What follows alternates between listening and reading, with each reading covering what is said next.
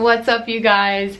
Today's video I'm pretty excited about. It should be Valentine's Day when you guys are watching this, or just when I'm uploading it. It's gonna be Valentine's Day, and I just thought, if you're not feeling it this year, if you're feeling a little lonely or a little just over the holiday, I thought I would just make a video talking with you guys, answering some of you guys' advice and relationship and love and all of the things, questions that you asked anonymously on Instagram. And I thought we should pour ourselves a nice glass or two of some pink rosé, just in honor of feeling good. If you guys have a glass of wine and you drink wine, pour one up right now before you start this video. If you don't drink wine, no worries. Pour yourself maybe a glass of juice, water, soda, whatever it is. I've got a Charles Shaw, which is the either $3 or I think this bottle is $4 wine from Trader Joe's, and this is the 2017 California Rosé, and this is one of those just twist off corks, which love her work. So easy. Oh yes, very nice. And we are just gonna pour up a nice, oh yes, just a nice, we'll start off with glass about this large or so of Miss Charles, or should I say Mr. Charles? All right, ladies, if you got a glass, cheers with me right now. This one's to you guys.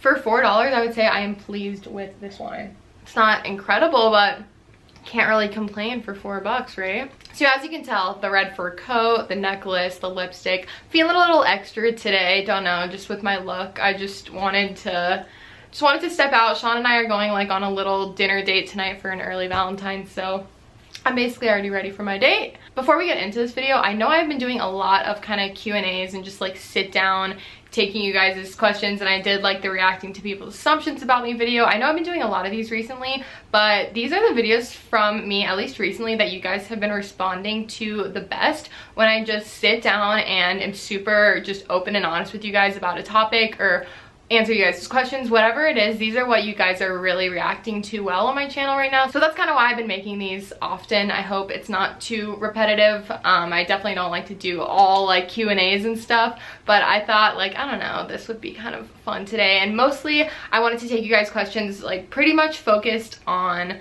love and relationships, but I did ask for just you guys to send in anything you need advice or help on. All right, I've been chatting you guys' ears off long enough in this intro, so let's just go ahead, take a quick swig, and let's see what you guys are saying on Instagram. Lindsey, I'm so bad at saving money. Help, in all caps. Girl, I feel you. I am really also so great at spending money, but not the best at saving money. If you can make yourself better at saving money by doing simple things, like, for example, every time you do get paid, even if it's taking an automatic literally like 5%, 10%, 20%, whatever you're kind of comfortable with, whatever it is, taking some of that money and automatically putting it into a savings account for a rainy day or for something that you are saving for. And this is something really simple, but it's that you probably already have thought of, but just try to like keep your savings in savings. Something that helps me a lot is having my personal savings account not in my regular bank account app. So like, I do have a checking and a savings account, but I don't really like to put my money in the savings account of my personal banking app, because for me it's super easy to just go into that savings and dip into it whenever I might want something. The money is right there. So what works for me is having my savings account on the app Acorns, which I've chatted about to you guys so many times. This is not sponsored or anything. It's just literally my favorite. I've been using it for years, and I keep my money in something like that. So I put it in my Acorns account, and basically that adds to my money. The longer you keep it there, it adds to your money. Savings accounts should do that as well over time, but it's usually really slow growth for most banks. So I like using Acorns because my spare change rounds up and that gets invested into my savings and all that kind of jazz. I think that's something that's really helped me. Also, because when I do want to dip into that money, they have to withdraw the funds to my bank account, so it's not directly in my bank account already. It has to go from the app in my savings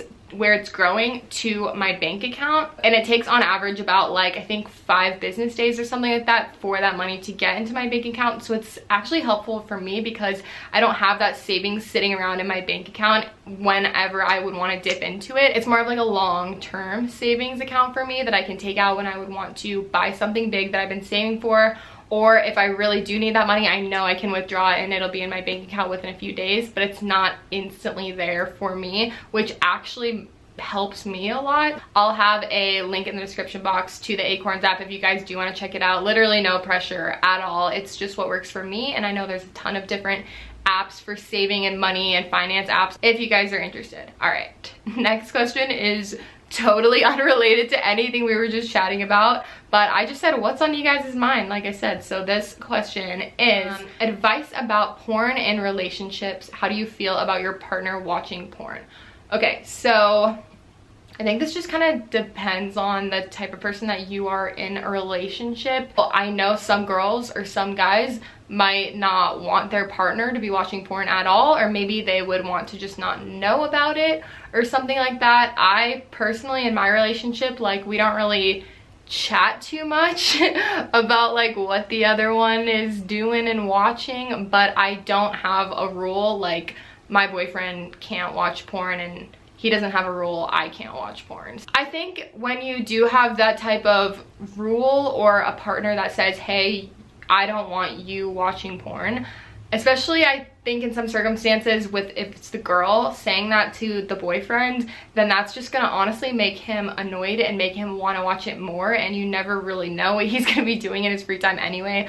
Porn is free and readily available so easily now, like you can pull it up in 10 seconds if you wanted to. So I would say like honestly that type of a rule probably isn't going to be that successful. Maybe if it's really important to you, you could have a rule like don't ever watch porn around me, don't tell me about you watching porn, and like don't watch porn in my house. You know what I mean? Like you could have rules like that if that's something that is important to you. I don't want to give anybody advice on something that like I don't know the situation, but for me and my relationship, like we are both open to whatever each other feels like doing, feels like watching. I think we're both aware that that's not something for us that we're like, no, that's not allowed. So that's just how it is for me. I feel like I need to drink some wine after that question.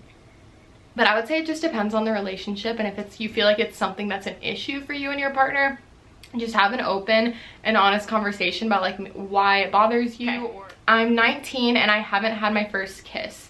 I'm super insecure about it and I hate when people find out. All right, I can kind of relate to this because I was pretty close to that age when I had my first kiss. I was 17 before I had my first kiss, and I remember it just felt like, I felt like that was late compared to most of my friends, but I know that that is, it just really happens for everyone at the right time. There literally was no like chances or opportunities for me to have my first kiss, honestly, like before I was 17. It didn't happen for me, and I feel like literally I think I was one of the last ones of my friends, at least that I knew of, to have like a late-ish first kiss. I know people that haven't had their first kiss until they're like 22 or however the heck old, and I think it's hard, well, it's easier to say don't focus on the age so much than to actually like do it. It's easier for me to sit here and be like, oh, you're 19 and like it doesn't matter, don't focus on your age, but I know that even me saying that doesn't help, that inside you're like, I'm 19 and I haven't had my first kiss. But I would honestly say just like it's gonna be amazing when it happens, and it's gonna be like the right time for you when it happens. I think for me it ended up being worth the wait, having to wait quite longer than most of my friends that I had talked to about it, because when I did have my first kiss, it was amazing and I couldn't stop talking about it for like literally a year. So even though the guy was like shit, like I literally never saw him after that, but who really cares, because like I still had an amazing first kiss. And I think once you kind of have it and get it out of the way, like it might not be amazing, it might be awkward. I think that it just happens at the right time for you that it's supposed to happen, and just don't stress on it too much. I used to be so much more into rosés. I feel like rosé was the first wine that I got into. I used to not like wine, which it's kind of like, now I look back at it and it's kind of like learning to like coffee at first when you try some of your parents' coffee when you're a kid, you're like, that's disgusting. But then you kind of might, most people grow to like it. Some people don't ever. Like my boyfriend, he hates coffee with a passion. Wine is something that I used to not really like. I never used to drink it or like order it. But then I slowly started getting into wine. When I was probably like 21, I probably started getting into wine because I could buy bottles of wine. And I first got into rosé, and then now I'm super into white wine. I've always been into sparkling wines. Like I love a good champagne, a good prosecco. That's probably my favorite type of wine, a nice sparkling white. And I actually don't really like red, but I'm slowly in the beginning stages of trying to get more into red wine because I feel like red wine is the most classy and sophisticated drink you could drink. So this wine, I would rather it be a white, but I thought the pink rosé would be nice for Valentine's Day. So leave me a comment what type of wine is your favorite, whether it's like a specific type and brand or whether it's just white, rosé, sparkling, red wine. Leave me a comment down below. How to gain self-confidence. I've always struggled, but at the moment I'm at my lowest. Okay, so I feel like it's a journey with yourself that is so personal because I can give advice on what has worked and helped me, but at the same time that might be totally different from something that helps you out. I feel like I've gone through kind of phases with mine. Like I definitely feel like the lowest I was at for my self-confidence was probably in high school when I had severe cystic acne for like 3 years of high school before I went on Accutane. And yes, that's like a normal teenager thing to have acne, but it just really dug at me and I felt like it was all people could see when they looked at me. And I was also on YouTube at the time, so I put on so much makeup. That was like a really low point for me, so I kind of I'm trying to go back to that place right now with like where I was at in my head. I think comparison, and especially like comparison on social media and things like Instagram, is super detrimental sometimes. And I think something that has helped me is not putting myself in a place to see content that's gonna make me feel shitty about myself. And I don't think you have to feel bad unfollowing or muting posts and people that when you see their posts, maybe they look fucking amazing, but it doesn't make you feel good about yourself in return, despite, you know, being like, wow, her body is so beautiful. And that's something that, I don't know, I find those things can be pretty detrimental for me because I'll start like comparing myself and being like, how do people look like this? I don't understand. So if it's something that makes you feel shitty when you see it, please don't feel bad unfollowing that person, unfollowing that page. If it doesn't make you feel good, what's the point of seeing it on your Instagram? Instagram's supposed to be fun. It's supposed to be like for pictures and memories that you love. It's not supposed to be something that makes you feel shitty about yourself. So maybe that's just something for me. But I would also say something that helps is realizing all the cool things that like you've done and all of the things that you have that are unique to you, whether it's your features or whether it's your job or like your grades or your fashion sense or your artistic ability, whatever it is that you kind of do that you're proud of yourself for. I think try and focus on those things and just what you can do well. I'm gonna take this fucking jacket off because I'm getting really fucking hot. I think just it's like gonna be a journey with yourself, and also realizing that like you're not gonna be in this place where you feel so shitty like you do now forever. I feel like I could go on about this topic. My sister has a really good video on like body confidence and her self-confidence that I'm gonna link in the description box below if you guys want to go and check that out, because I feel like she's very good at like articulating her words and talking about these more big sis topics. So I'm gonna go ahead and link to her video down below if you do want to go and check that out for like another resource. Okay, next question. Do you think a friends with benefits could turn into a relationship? From personal experience, no, but I don't think it's impossible. I think if both of you guys hadn't really talked about if you have feelings for each other and later on you had a conversation and you both ended up having similar feelings for each other, then I think it could be made into a relationship in some circumstances. So I'm not gonna say hell no, but usually if you were to ask a guy this, I feel like usually you guys know what you're getting from the relationship and that it's physical and that is what the guy sees you as, or the girl, sorry, I don't want to exclude. That's what the other person sees you as, typically as a physical connection. And who knows, like I said, if you guys haven't had a talk where you've mentioned your feelings and how you feel, I actually can kind of relate to this topic because years back, a few years ago, when I was single and hadn't had a relationship, I had started hooking up with this guy that I had a big crush on, and I wanted him to like me back so badly, and I wanted him to want me to be his girlfriend, or I just wanted him to express something to me besides hooking up with me in secret and nobody really knowing about it, because that pisses me the fuck off. That was the situation for a short period of time, and I did talk to him one time when we were like intimate. I told him how I felt about him. I was like, listen, like, I like you. And I just remember him telling me, like, I feel like he told me some bullshit. He was like, oh, you know, like, I feel like I don't want to make you my girlfriend because when I have a girlfriend, I'm like, so, I don't know, the situation was just not right. Like, I could tell that he was basically like being like, nah, I don't want a girlfriend right now. So I felt like I needed to have that conversation with him, and I'm the type of person typically that's not really afraid to say how I feel, so I will literally just like tell someone how I feel about them most of the time. I don't have a problem being open about my feelings, because I feel like if you don't express how you feel, then you're never gonna get anywhere. So if you do want a relationship from this guy, I think try to do it in a lighthearted way and try not to be like, I really want a relationship from this, but I think try to do it in like a little bit of a lighter way where it's just like, hey, I know we've just been hooking up, and that's kind of how our dynamic has been, just hooking up, but I do think that I have some feelings for you, and it's totally okay if you don't, but I just wanted to let you know that that's how I feel, and if you don't, like, it's totally cool. We can still keep doing this if that's something that you want to do. Or like, I don't know, just try to get something from him or her to make you feel a little bit better about your feelings, because I know holding that in for so long can be super frustrating as well, and sometimes you just want to get it out in the open, even if it's going to make the other person, even if you don't know how the other person's going to react. It's 4:44 p.m. right now. That deserves a swig.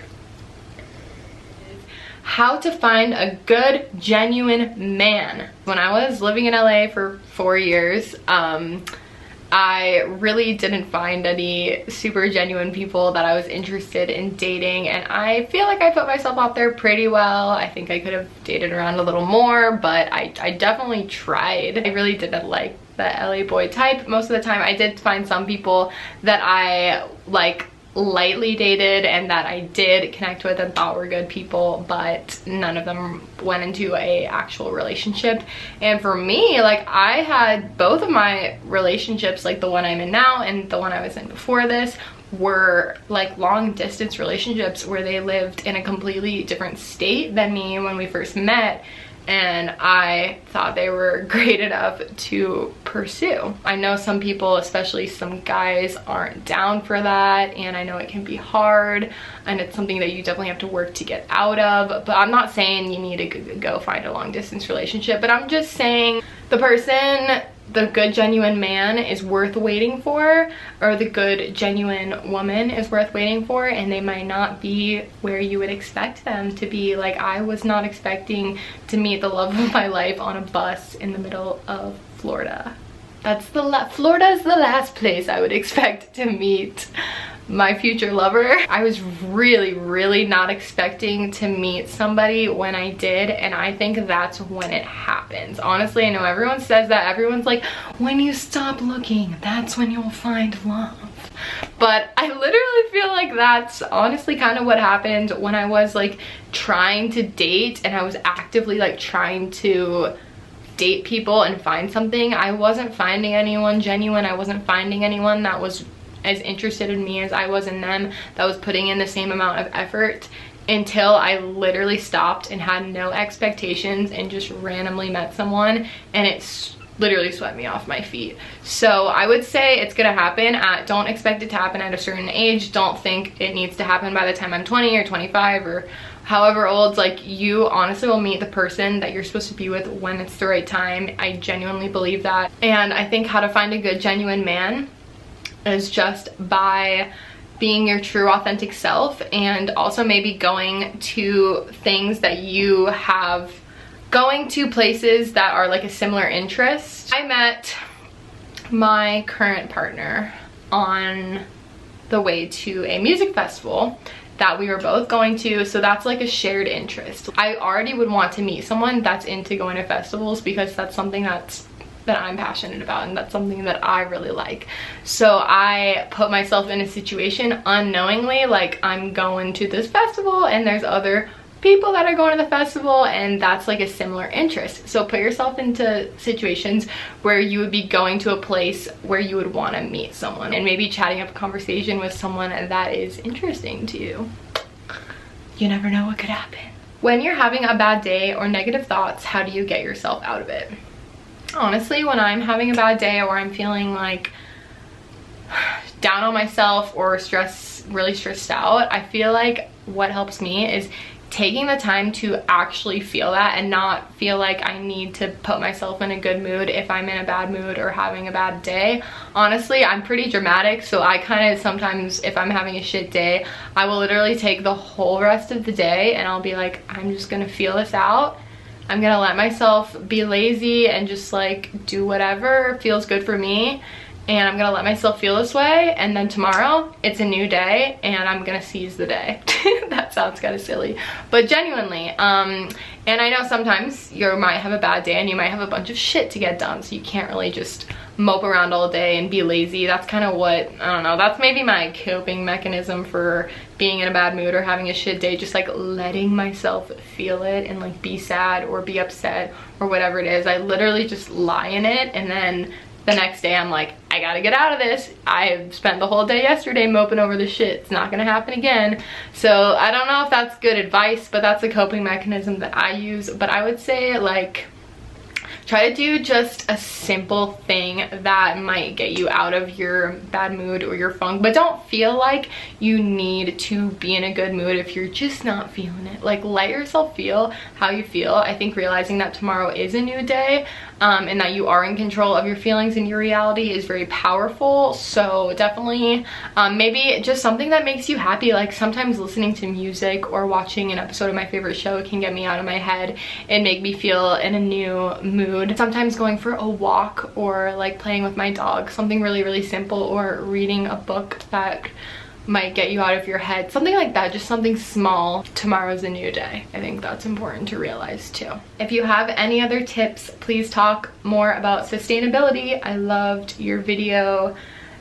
It cut off what this person said. That's the only annoying thing about doing these Instagram questions, is it will cut off people's answers if they get too long, and even if I go to view the whole thing, it won't let me see past a certain character limit. So Instagram, you need to get that together. So this cut off, but I was so freaking happy with the response to my video last week, things I stopped buying, which was one of the first times I've really talked about sustainability in a big way on my channel, and I was not expecting the response to that video, especially because typically I think sustainability videos don't really perform that well. So I think maybe my title or my thumbnail was just good for that video. But thank you guys so much to any of you that watched it and left a comment and told me that it helped you, or that you thought it was cool that I was talking about sustainability, because it literally made me so happy. And I would love, since that video did well and you guys reacted well to it, I've already been thinking of new ideas to do. But leave me a comment down below of specific video ideas you would want me to incorporate onto my channel that have to do with sustainability. If you didn't see it, I'll have a card to it up here if you do want to check it out. How do you deal with being patient and waiting for things to happen / come into your life? What I like to do, you guys already know, is try to actively bring things into my life that I feel like I want to attract into my life. So, you know, using manifestation and meditation and writing down things that I'm trying to bring into my life. And I feel like that is so helpful for me. I feel like whenever I write something down and focus on it and say it out loud and manifest things, it literally shows up at some point in my near future, and that's one of my beliefs and one of my passions. I know it's not for everybody, but that is definitely something that helps me when I feel like I'm just waiting around for something and I really want it to show up in my life. I know it's hard to be patient. One of my worst qualities is that I am pretty impatient with certain things and certain people, so waiting for things to come into your life and to happen, I know it's hard, but I think it's really hard, but try to just like realize that life is meant to be like lived in now and not like what's gonna happen, and what's gonna happen is already like essentially planned out. Try to focus on what's making you happy now in your day now, rather than like looking forward to when this is gonna happen for me, whatever it may be.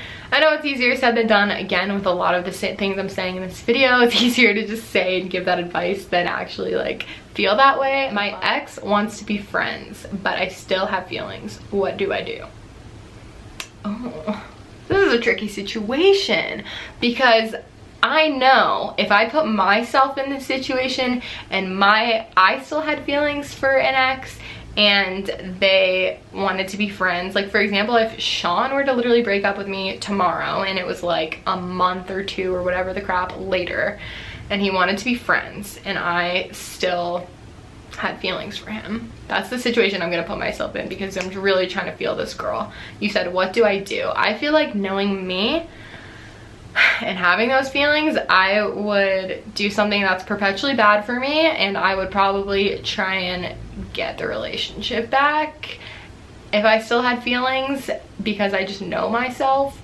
And I think that would be my go-to, because it's really easy to say, hey, you know this isn't good for you, you guys already broke up, your exes. It's really hard to go from someone that you loved and was your everything to being friends, or it's just really hard to navigate the relationship from love breakup to post breakup. I don't feel like I've ever been very good at it. I always feel like, yeah, let's be friends and hopefully we can be friends, but the dynamic is always going to be totally completely different. If you genuinely want advice that is best for the situation for you, and your ex wants to be friends, I would say, while you still have those feelings, if you are confident that the relationship is over and that he doesn't or she doesn't feel the same way, I would say you probably really should try to distance yourself and be like, hey, I know you want to be friends, but honestly, I need some time, and I want to be friends too, but honestly, I need some time to get over the situation, and I need some time like for myself. And you can say something like, I'm not there yet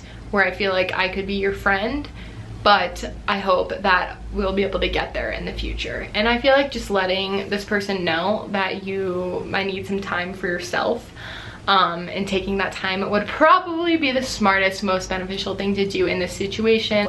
I say give yourself a little bit of time and distance away from this person, and you can still be friends, but don't like actively hang out with them if you know it's gonna put yourself in that situation where you're feeling those feelings and it can't be reciprocated, because that's just gonna end up hurting you more, honestly, than you are right now. How to end a friendship in a healthy and non-bitchy way. We just don't connect anymore. Alright, so I think this is something that can absolutely be done, and if you do feel like you need to end a friendship for your mental health and for your well-being, I absolutely support doing that in a kind, like you said, healthy and non-bitchy way. So I would personally sit my friend down and I would tell them that I wanted to talk to them about something that was a little bit more serious, and I would say I would really appreciate it if you could hear me out completely with this, because I've been thinking about it for a while and this is what I think is best for me. And I would say something along the lines of, you are a really good friend to me, and we've been friends for, I know we've been friends for this long, insert however long you've been friends, but I feel like this friendship isn't necessarily benefiting me right now, and I respect you as a person, and maybe in the future we can reconnect, and I don't want it to be weird between us, but I don't feel like I want to be this close right now, and I don't feel like our friendship right now is beneficial. for like good for me. Try to make your friend know that you appreciate them and you appreciate all the time and memories you guys have had, but that you just need some time for yourself and to distance yourself a little bit from the friendship, and try to just be as kind about it as you can, because maybe this person isn't going to be expecting it. And I know it can be really hard to do this, and you might just want to be the type where you shut the person out, or you stop responding to their texts, or you stop asking them to hang out, and you distance yourself in that way so you don't have to have the awkward conversation. But I honestly think having the awkward conversation is the most civil and respectful thing to do for your friend and for yourself, because you're just going to feel better if you let them know genuinely how you feel. So that is how I would suggest doing it, even though it's probably going to be kind of awkward. I would say that's probably the thing you have to do if you've already decided in your head, hey, I need to end this relationship, we're not connecting anymore. How do I deal with a guy that's actively cheating on his girlfriend with me? And then you did a little emoji face. I don't respect that you guys are cheating together when this guy has a girlfriend, but at the same time, I appreciate that you are trying to better yourself by asking for advice on the topic. So I would say I don't have experience really with this. My advice is just basically, I think you need to let that relationship be what it is, even if you feel like you to him are more than she is. I feel like even if you want to be his girlfriend or whatever the situation is, but I would say you need to let that relationship pan out in a natural way without you being a part of the picture. I would really suggest not hooking up with somebody that is in a relationship, because you need to put yourself in the perspective of the other girl and her not knowing, and you need to put yourself in the perspective of how would she feel if she knew about this, and you need to make yourself feel like how she would feel if you were her. So I know you probably already heard this before, and you probably already beat yourself up about it, since, you know, it seems like you feel bad. But I would say, yeah, you gotta stop, because this is not going to benefit anyone. Try and think about the end goal of what you want out of this. If it's that you want him, you need him to be able to leave his relationship if that's not making him happy, and then come to you in his own way, rather than like being with him and hooking up with him and trying to get him to leave his relationship. I don't know. Like I said, I don't know what the situation is. I don't want to accuse you of anything that you may or may not be doing, but I would say you need to let their relationship play out how it's going to without you being a part of it anymore.